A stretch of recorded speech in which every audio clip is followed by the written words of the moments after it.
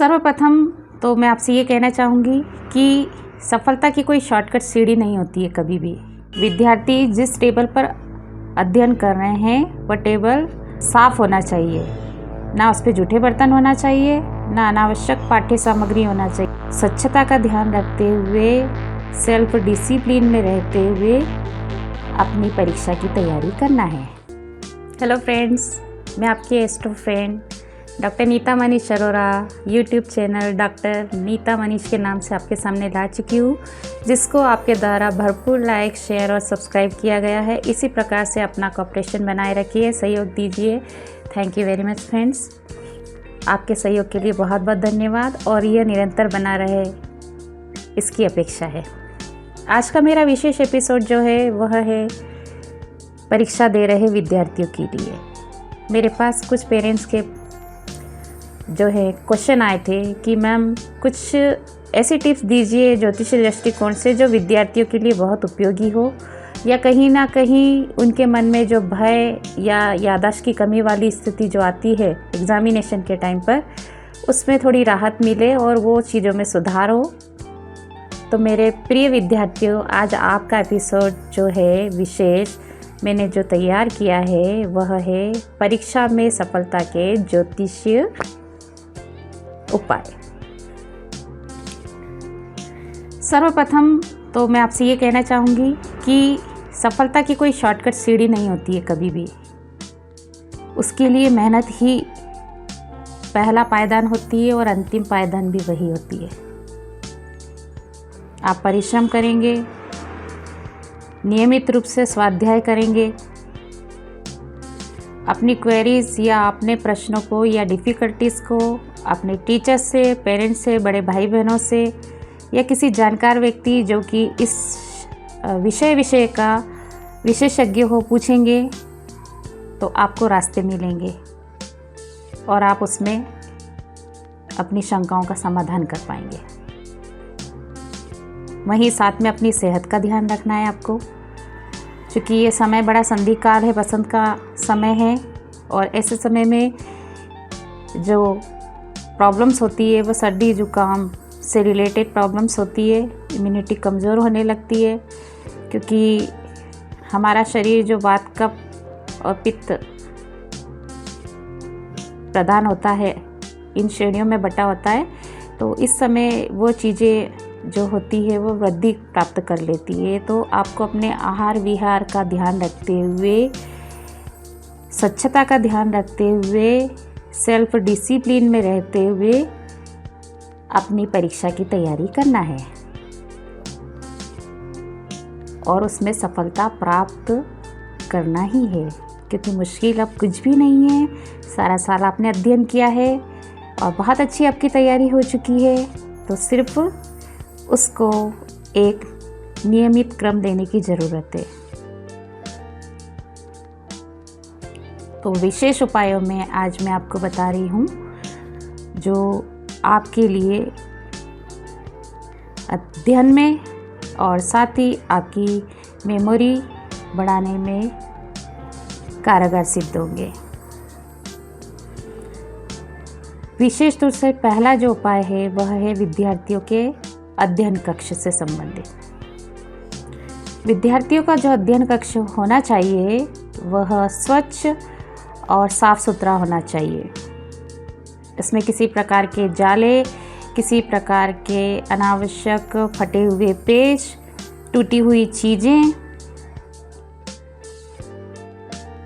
या कूड़ा करकट कहीं इकट्ठा किया हुआ, जूठे बर्तन भोजन के बाद वहीं इकट्ठे हो रहे हैं, यह सब नहीं होना चाहिए।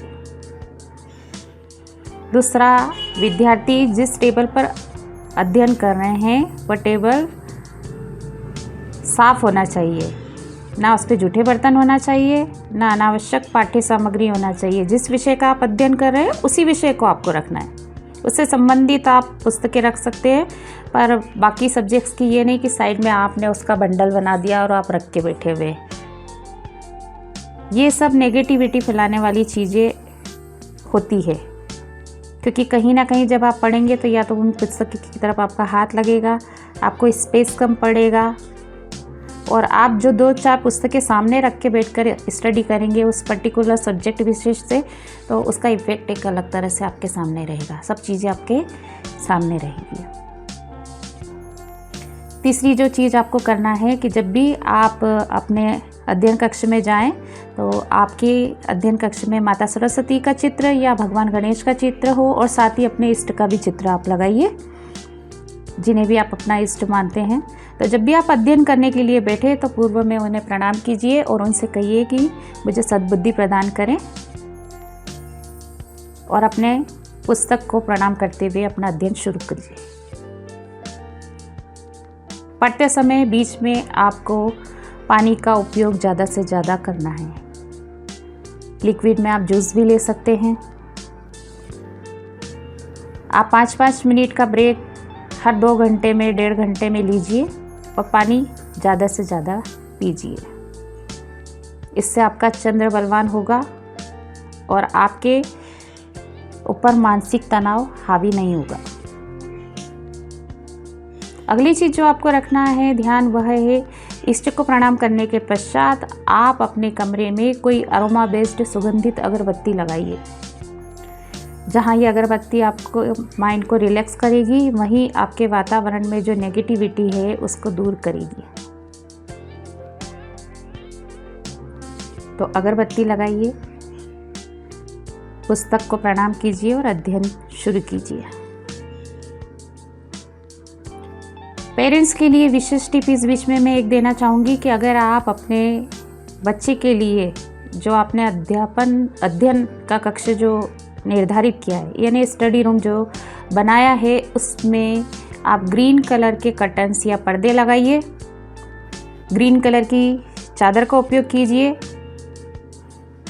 और कुछ प्लांट जो घर के अंदर रखे जा सकते हैं, विशेष तौर से मनी प्लांट है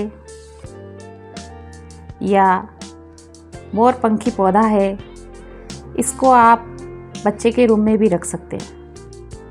ये पॉजिटिव एनर्जी फैलाने का काम करते हैं। इससे बच्चा रिलैक्स महसूस करेगा और अध्ययन में उसका मन ज़्यादा बेहतर लगेगा।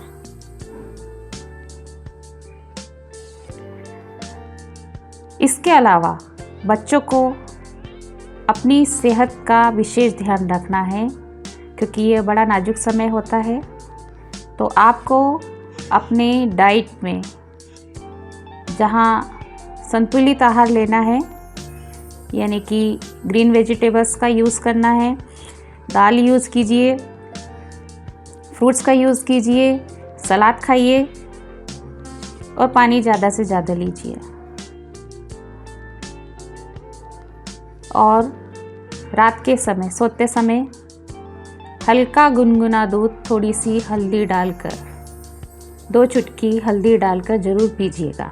ये आपकी मेमोरी पावर शार्प करेगा और साथ में आपके गुरु ग्रह को बलवान करने का कार्य करेगा, जो कि आपके लिए बहुत पॉजिटिवनेस लेकर आएगा। ज्योतिषीय दृष्टिकोण से कौन से उपाय जो आपके साथ में चलेंगे वो मैं आपको बताने जा रही हूँ। आप उन्हें ज़रूर आजमाइएगा। पहला उपाय, बुधवार के रोज़ श्री गणेश जी की आराधना विशेष तौर से करें। उन्हें 11 या 21 दुर्वा के बंडल जरूर चढ़ाएं। उनके श्री चरणों में आराधना करते हुए अपनी प्रार्थना लगाएं कि प्रभु मुझे सद्बुद्धि दीजिए और मुझे सफल कीजिए। श्री गणेश विघ्नहरण है, वो ज़रूर आपके कष्ट हरेंगे। दूसरा, आप केसर या हल्दी का तिलक लगाएं। ये आपकी मेमोरी पावर बढ़ाने का काम करेगा और आपका जो ध्यान चक्र है उसको एक्टिव करेगा। तीसरा, जिन बच्चों को भूल जाने की आदत होती है या याद करते हुए उन्हें लगता है कि अभी तो मैंने थोड़ी देर पहले पढ़ा था लेकिन अब मुझे याद नहीं आ रहा है, तो घबराइए नहीं, ऐसा परीक्षा में सबके साथ होता है। आपने जो साल भर तैयार किया है वो आपके माइंड में है। ज़रूरत है सिर्फ रिवीजन की और अपने सेल्फ कॉन्फिडेंस की। फिर भी छोटी सी चीज़ का एक उपाय बता रही हूँ, ज़रूर कीजिएगा।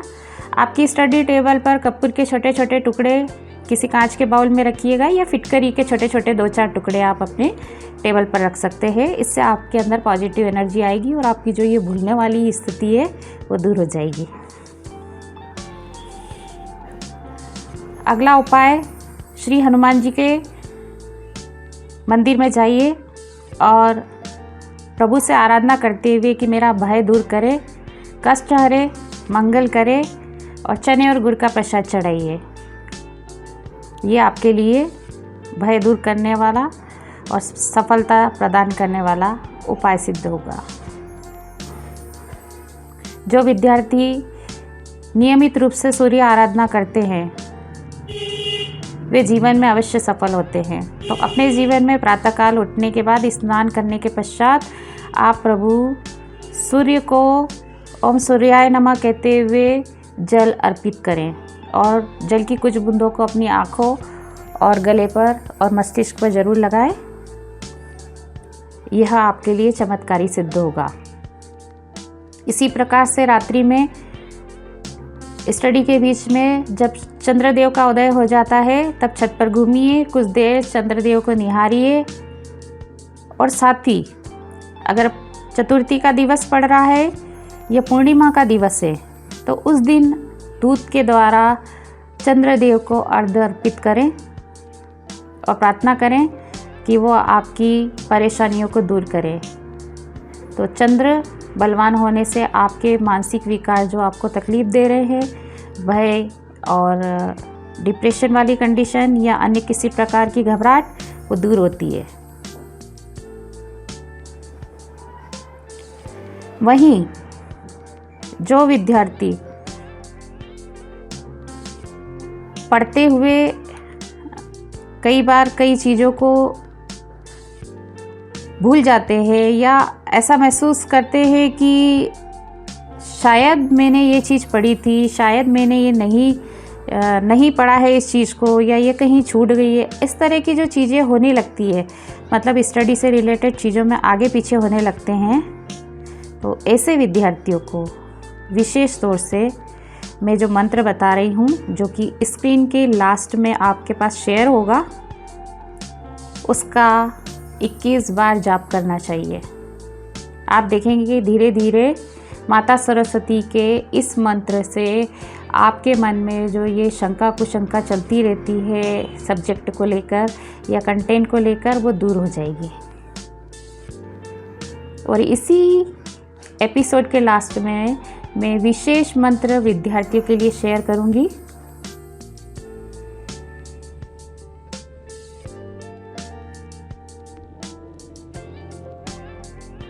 उसे भी आप 21 बार जाप कीजिएगा। जाप आप 2 प्रकार से कर सकते हैं। एक प्रातःकाल कर सकते हैं, एक सायं के समय, संध्या काल के समय कर सकते हैं। तो घबराना नहीं है, सिर्फ प्रयास करना है। आपको सब कुछ आता है और आप ज़रूर सफल होंगे, क्योंकि ईश्वर का आशीर्वाद, बड़ों का आशीर्वाद और हमारी शुभकामनाएं आपके साथ है। तो प्रिय विद्यार्थियों, आप सभी को परीक्षा के लिए ढेर सारी शुभकामनाएं। ईश्वर का आशीर्वाद आपके लिए बना रहे और आप पर कृपा बनी रहे। आप बहुत लायक और सम्मानजनक स्थिति को पाएं, अपने जीवन के हर उस सुख का आनंद उठाएं जो आपके द्वारा सोचे गए हैं, आपके माता पिता के सपनों को पूर्ण करें और इस देश के सर्वोच्च और श्रेष्ठ नागरिकों की श्रेणी में आप शामिल हो। तो best of luck friends and thank you very much. मेरे चैनल को सब्सक्राइब करना है, याद है ना कि मेरे चैनल को सब्सक्राइब करना है। नाम है एस्ट्रोलॉजर डॉक्टर नीता मनीष। तो ज़्यादा से ज़्यादा सब्सक्राइब करें, लाइक करें, शेयर करें। मिलती हूँ आपसे अगले एपिसोड में। आपको ये एपिसोड कैसा लगा कमेंट्स में ज़रूर दीजिएगा। आपकी कोई और जिज्ञासा हो तो ज़रूर मुझे बताइएगा। Thank you very much friends, thank you.